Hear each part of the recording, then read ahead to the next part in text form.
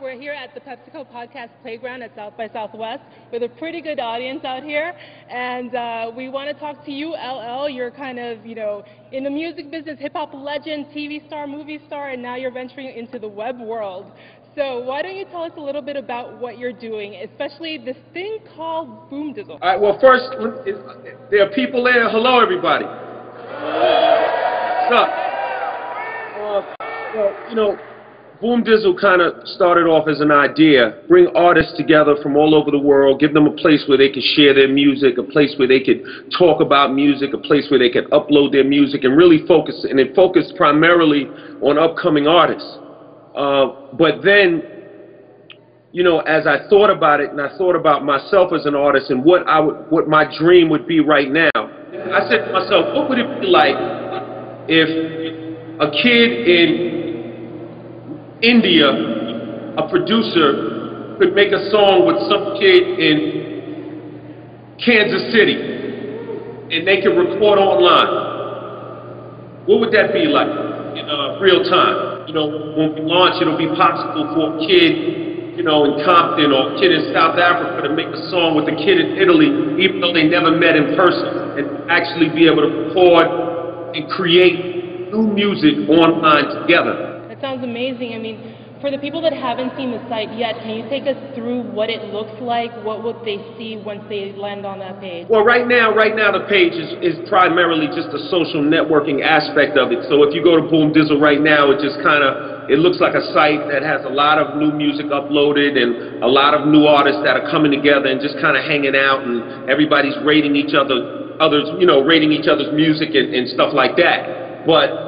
once the studio actually launches, once this idea launches, they're going to see something really cool. I'm going to keep a few things under wraps, but suffice to say, it is pretty exciting, I think, and pretty innovative. I think that, if I was a kid just coming out right now and I had an opportunity to go in my bedroom and record a record, let's say I live in New York and I have an opportunity, I can go upstairs in my bedroom and record a record with a guy who lives in California, and actually record and be able to really do all the things that need to be done in order to make a real great song. I mean, that would be amazing for me. And so that was the whole premise. Me as an artist, I'm an artist first, and it's for fans as well. So, you may be a big fan of somebody and just feel like you and your friends want to, remix their music and redo it and do your thing to it. So it has some simple aspects to it, it has some more complex aspects to it, but ultimately, I just wanted to bring the entire world of music together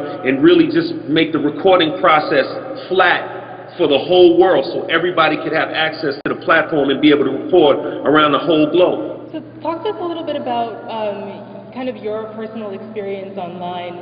What have you been tinkering with, especially when it comes to music? Have you been playing around with anything lately that kind of is sparked your imagination or made you think, well, that would be really interesting to experiment with? Well, a lot of things spark my imagination. I mean, the internet is full of imagination. It's a very imaginative place. But, for me, I've really been just kind of had my focus has been, on my TV show, and my focus has been on this particular project. I remember a long time ago, the thing that really initially sparked my interest was when I saw Vonage and I saw the things, and you see Skype, the things that are happening, with a lot of these companies online. Those things really moved me and pushed me and got me excited about the concept of us interacting personally online. And then as an artist, I just added that element to it and said, you know what, I have an idea. That's really what sparked it. That's what's sparking my imagination right now. It's really all about Boomdizzle and the idea that, I can call up, some young producer who, for the first time can call me up and say, L, let's make a record. Just give me a shot. And I can say, okay, you be in your room and I'll be in my room at 9 o'clock tonight, and we'll record our, the single. And we can actually just go online and do that. I think that that's an exciting thing. And I think that that's pretty special and pretty unique when you think about it, compared to just the average social networking site or even a gossip site, or just a guy that's just talking about other people, or even just blogging. I think that there's something special about the idea that we're actually providing a service for fans and artists all over the globe and bringing them together and allowing them to record. And that to me is a pretty, you know, heavy thing. It's really different to me. I haven't seen it. I haven't seen it out there. It feels new. I hope people enjoy it. It helps the world, music. Oh, how do you feel about what's been happening recently online, you know, on the web with music? And do you feel that there is this kind of idea has come through because of copyright issues and what's going on with piracy and all of that? So what are your thoughts on all of that? I think that the music has become an interactive experience. I think music is about fans and it's about making great songs. You can't get away with making 2 good songs and the rest of the album is garbage anymore. People will cherry pick the good songs and leave the garbage to rot. And, you know, I think that trying to fight this wave of technology and the uses that people have for this technology is like standing under Niagara Falls and saying, wait, stop flowing, let me explain. It doesn't matter, it's going to keep happening. So when it comes to copyrights, infringements, all those problems will be solved. When it comes to mechanicals and royalties, all those problems will be solved. That'll happen by itself. The bean counters will deal with that. But when it comes to real artists and just real fans and creators of music wanting to do something special, you know, that's where my job, that's where I come in. And I feel like our company, Boomdizzle, is really going to provide that service. I know that the internet has hurt, you know, hard record sales and hurt the record stores and done a lot of different things in that area. But, you know, times always continue to change. It comes with the territory. You know what I mean? They went from prop planes to jet engines. It happens. So you just got to live with it. What do you personally think? We've gone to the past, the future, but what do you think is the big idea for 2010 for this year? I would want to believe that there are people in the room, and I can't see everybody in the room, but I believe that there are people in the room that are kind of like saying, wait a minute, that is pretty interesting, that is pretty innovative. The idea that a kid, you know, in Arkansas and a kid in Arizona can go in a room and record a song together and create an album and put it out online and maybe ship it off to iTunes and never even meet and sell 1 million digital downloads. I mean, these are things that are going to happen in the future, and I think that that's a huge idea, because there's a lot of producers out there, there are a lot of musicians, there are a lot of songwriters, there are a lot of just people, there are a lot of fans out there that just haven't had that type of access. They always say to you, oh, how can I record? What do I need to do? Where can I create my music? And yes, we have things where people can do it by themselves in their room, but to connect each other and make it interactive is another level. And I think that's the big idea, in my opinion. Well, we do have some questions from Twitter that have come in. And Dean Nad wants to know when your next album is coming out, and can you please play New York City soon? The one thing that I don't want to do is I don't want to do business as usual. I don't want to just make any old record. I want to make a record that's special, that really matters, and that's relevant to the people that want to really hear my music. So just taking my time, but I'm going to make another record. Do you know when that may be coming up, or are you just kind of experimenting with things? How does that flow go with you? I'm just marinating. Okay. I'm marinating on it. I'm gonna do it. I'm definitely very excited about the idea of doing a new record. Very excited. You know, as some people know, I've been working on NCIS Los Angeles. We're about to finish filming, so we'll see what happens on hiatus, you know. Cool. And Hertzman wants to know, is it true, does LL really stand for the ladies' love? Is the prefix transferable to geeks attending South by Southwest? Yo, there's nothing wrong with it. A lot of geeks, a lot of geeks just stand on your wallet. You look real cool, baby. Everybody. Ain't nothing wrong with being a geek. It's okay. I got some inner geek in me. You see, I'm here. You see, I'm at the South by Southwest conference talking about Boomdizzle. I have some inner geek going on. It's all good. Geeks are people too.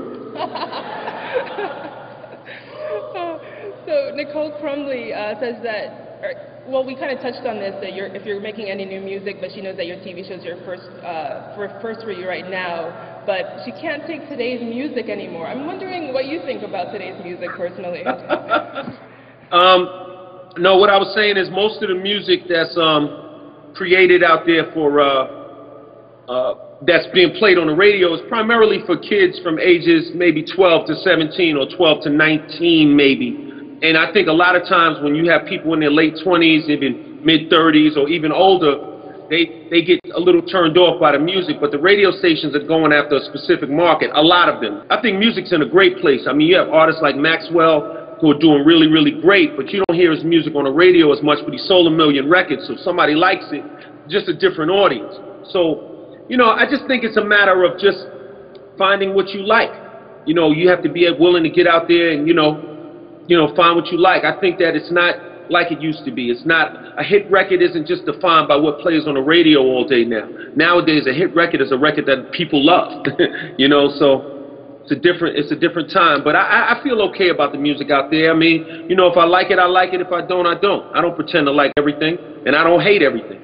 Paul says, any thoughts you have on better licensing for creating and selling remixes? This kind of ties into Boomdizzle, but do you have any other ideas in kind of how studios, general public can license music better? How we can kind of approach this in a more in a better way?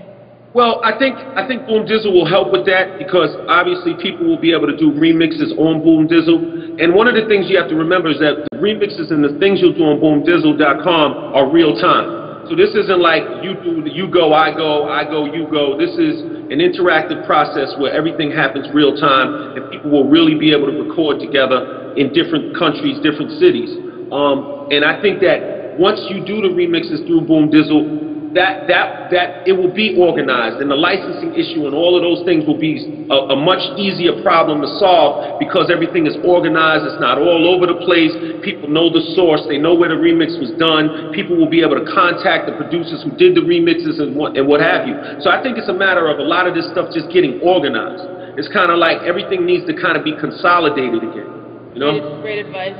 So we have Boomdizzle.com. Where else can people find you, what you're working on online? I know that you're on Twitter, and any other places? You know what? I'm on Twitter, and I have a lot of fun on Twitter, by the way, because I find quotes all over the internet. I might find something by Ralph Waldo Emerson. I might find something by, I don't know, Henry David Thoreau, and I'll paste it and I'll send it on put it on Twitter, and sometimes I'll edit them, and I like to just keep people uplifted. So my Twitter is really an uplifting place where people go to if they want to just read something that's going to uplift them and make them feel good.